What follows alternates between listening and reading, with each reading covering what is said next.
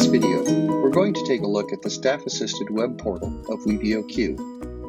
When your staff logs into the Weevio Q web portal from any browser, they are presented with a view of all of the current customers in the queue, as well as all of the customers who have already engaged with your staff. We'll cover the process of engaging with queued customers in another video. For now, let's just focus on the staff-assisted check-in process.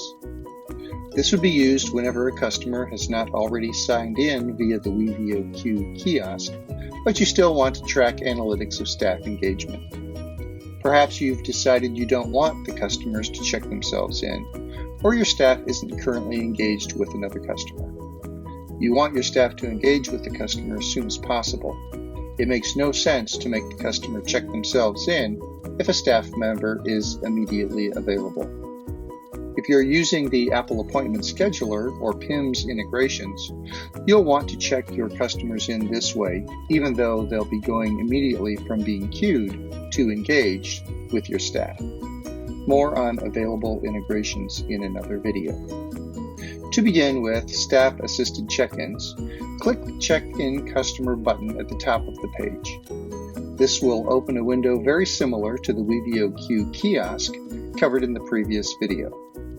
After entering the customer's email address, Weevio Q presents matching customer contact information had the customer visited your store previously, or presents a blank form for your staff member to fill the required fields.